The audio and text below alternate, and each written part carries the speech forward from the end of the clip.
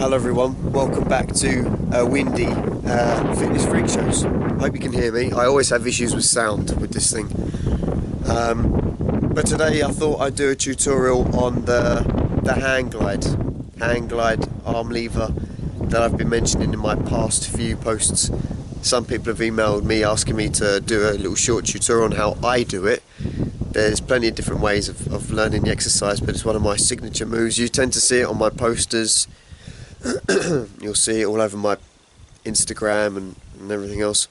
So I'm going to show you now how I would do it and how I prep for it. And if you're a beginner with the exercise, which I presume most people would be, then there's a handy little technique to use to build up your strength, because a lot of it is balance and stomach. But the first things to remember with this exercise is there's a lot of strain on the wrists. The wrists take a lot of pressure due to the fact that you're holding such an awkward position.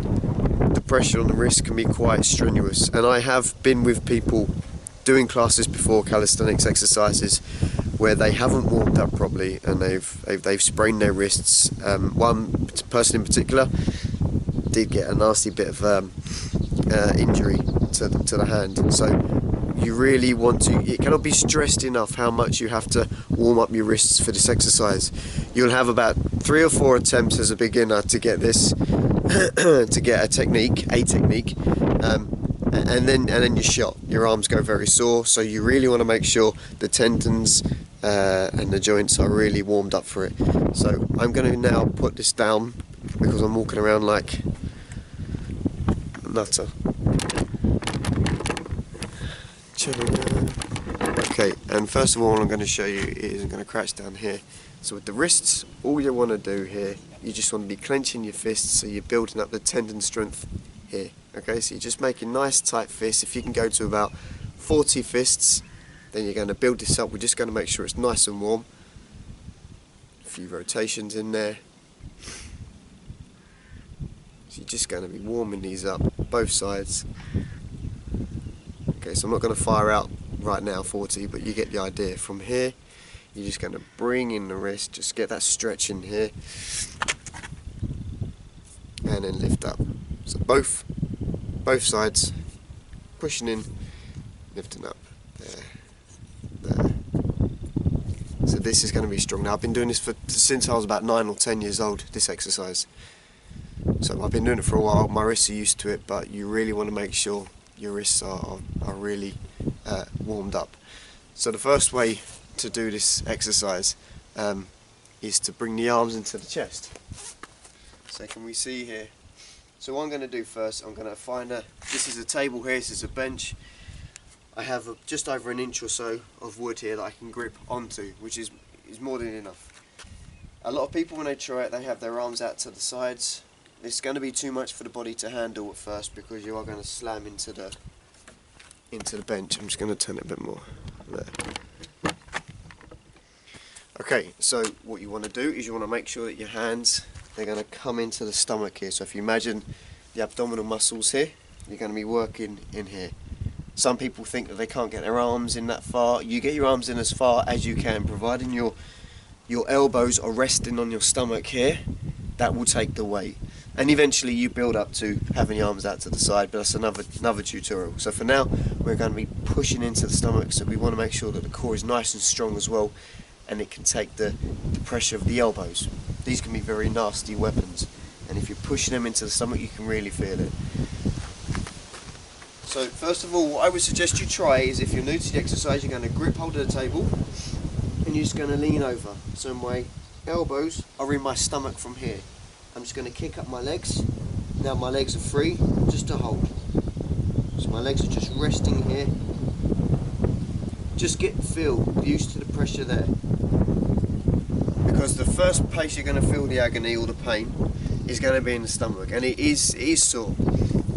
And it does take the pressure, so you just want to get used to this position, holding the bench here, and just rest. Now my feet are not on the floor, they're floating around. I'm just getting used to this position here, and back. And again, you're going to feel it in the shoulders, and just keep moving the feet, try and get used to it. the wrists might start to get a bit sore. So don't hold it for more than 2 or 3 seconds and get that flex back into the wrist. Make sure the wrists are going to be nice and warmed up. That's the first stage.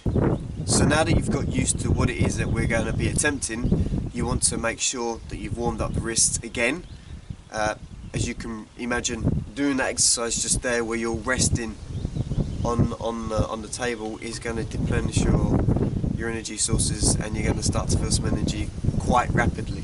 So you want to make sure we're going to get some more stretches back in again, get the stretching back, new exercise. And like I say, it cannot be stressed. This is essential. You do not want to try the exercise, a straight hand glide, without warming up the wrists, without practicing what we're doing, because you can hurt yourself. So the wrists are good to go again. So we've seen the first stage. I'm just lifting up off the floor. Now the second stage, I'm going to just try and bend my knees and bring my legs up a little bit higher. So from now, I'm going to bend in here, and now my feet are here, then I'm just going to hold here. So just holding, that's more than enough. I'm not going to put the legs out. Just get used to that balance, because people have a tendency to fall or to come up. So you just want to hold there. So that will be the second stage, okay? So hold it, get used to the feeling, the rocking the body, and try and hold that position for maybe 5 seconds, up to 10 seconds. Rest, take a breather, and get the stretch back in. So that'll be your second stage. Now we've done the second stage, we've flexed the wrists again, and we're going to attempt the Big Daddy, the one where we're going to have the legs fully extended. Again, get the wrists working again, get the stretching in, take a breather if you need to.